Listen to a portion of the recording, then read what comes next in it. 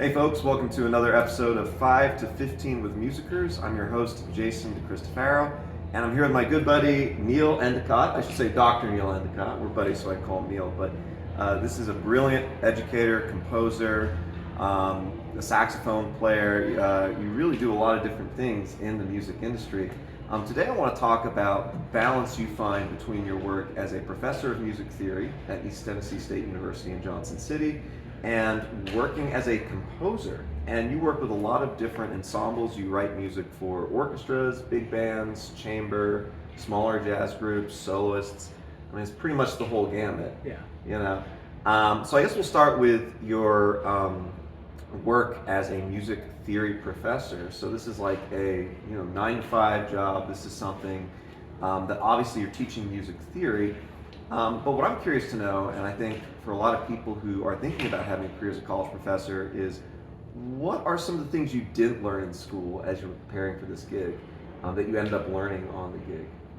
I think a lot of the bigger things that I learned on the job were the sort of administrative side of things. I certainly wasn't expecting my first full-time teaching gig to be one that is technically also an area coordinator, and needing to not only teach a class but to design a class essentially from the ground up and to work with other professors to make sure that they all knew what I was teaching because it was different than what had been done before. So making sure that applied professors knew, like, here's what Dr. Endicott expects from students in theory versus here's what the previous person expected, and those might be very different things, and making sure that they're all on board with my terminology might be different, or Right. my approach might be different, our objectives might be a little bit different. And then working with the non-teaching requirements of a full-time teaching job, I was really unaware of what goes into the service side of a full-time position. So, I knew obviously that the teaching component I was ready for. I was aware that, eventually tenure track, I get to bill for my creative work or for research, that I need to keep up a schedule of creative work, of doing research, presenting my research. But I really wasn't prepared for the service side of things, and some of that is very bureaucratic in a way that I wasn't necessarily anticipating. A lot of fill out this form, tick this box, go sit in a meeting with this committee and not fall asleep. Various things like that Yeah. are a really important part of doing the job, and I kind of had to figure out how to do those as I was doing it. Right, because there's no one really to supervise you or help you or kind of guide you necessarily when you show up on day one. You didn't get that kind of training when you were in college, and so you're figuring out as you go. Yeah. I guess. Yeah. Well, one thing you mentioned too is there's obviously the teaching, there's the service component, but there's also the scholarship component. And for a lot of academics, I think that looks like obviously publishing research articles and things of that nature. As a theory composition professor, you can use your compositions as scholarship, yes? Theoretically, yeah. So my position right now doesn't have a scholarship or creative component to it. I still do that stuff because that's part of why I wanted to be a professor. I wanted to be able to continue doing those things. I want to write music, I want to do research. But theoretically, yeah, my composition is my creative output, it's my research output. When I complete a piece of music that, in the field of composition, that's the equivalent to publishing a paper if I was in the sciences. That's great. And I mentioned this earlier in the interview, but you write for a lot of different ensembles, a lot of different settings. And you're not just doing this necessarily from a strictly academic standpoint, because there are people who do that as composers. They're like, well, I'm just doing this, just because I have to. Or whatever. You're doing it from a place of, excuse me, joy. Yeah. You just love composing. But there's also a business side as a composer, right? You often receive commissions, and you'll have people in various settings, schools, universities, performance halls, et cetera, different ensembles and soloists reach out to you. What does that process look like, especially for people who are thinking about going into composition professionally? what are some of the things they should think about to start getting commissions and working professionally as a composer? I think the biggest thing is relationships and being sure that you are connected with the performers, with the conductors, everyone in your circle, because those are the people who are going to commission you. And it's most of my commissions have been built on those kinds of contacts. It's been, a performer who says, "Oh, hey, I'm putting on a recital. I'd love some original work. What composers do I know who I can commission relatively inexpensively?" Or things like, knowing band conductors or orchestra conductors and being able to either have them reach out to me and say, "We'd like you to write a piece," or for me to reach out to them and say, "Hey, I'm working on a piece. I think you'd really like it." But the relationship side of things is huge in commissioning new works. And outside of academia, it requires a lot of hustle.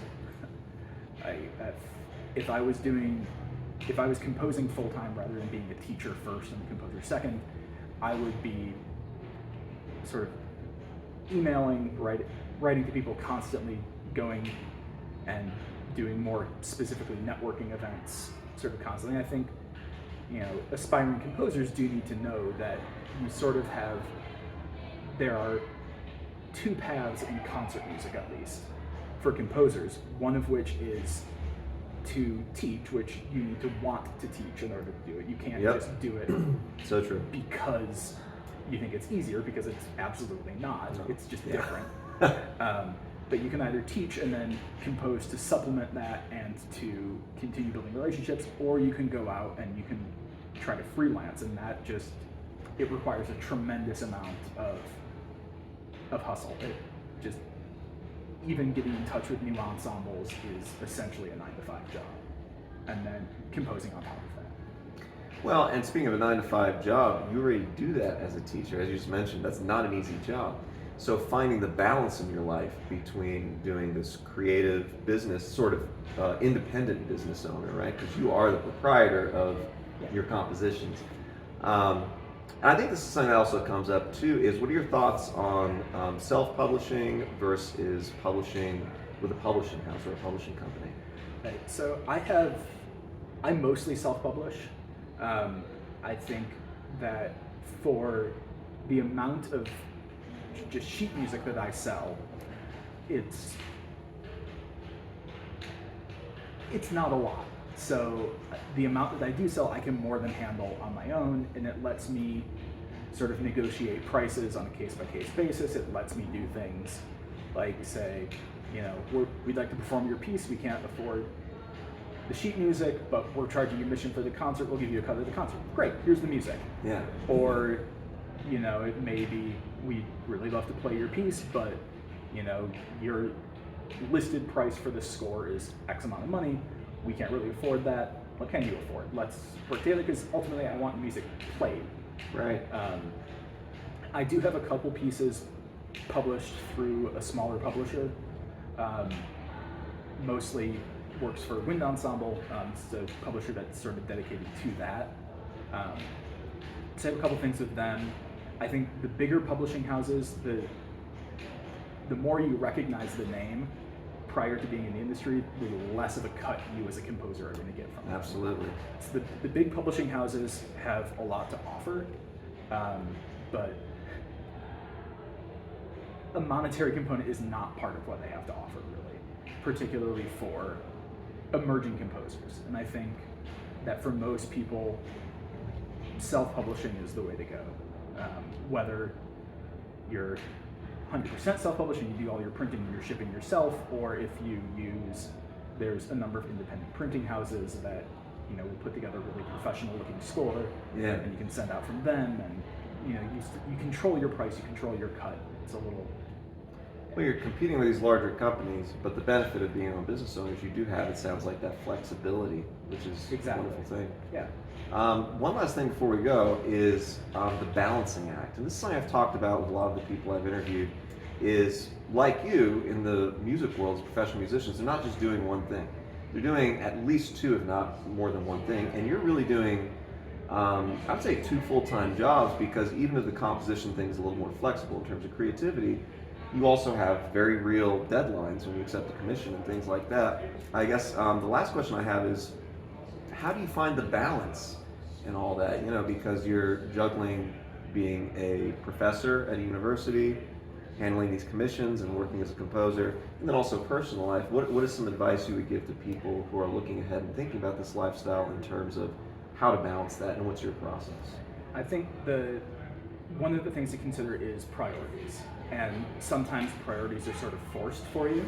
So in my position, my 9-to-5 job, which is where I get the bulk of my income, that has to come first, and I do consider myself first and foremost a teacher regardless. So even, monetary component aside, that's going to be my priority. And from there, once you have your priorities established, it's a matter of scheduling and knowing, here's the amount of time I have in a week, here's the amount of time I have to spend at my job, Right. here's the amount of time I have to spend preparing to do my job.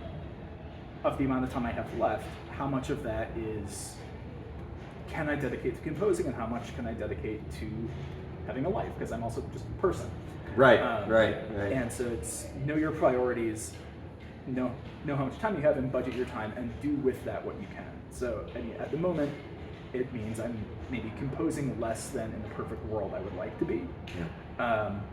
But I'm also doing a teaching job that I love a lot and that I really enjoy, and I get a lot from as well. Wonderful. Before we go, where can people find out about your work as an educator, your work as a composer, et cetera, et cetera?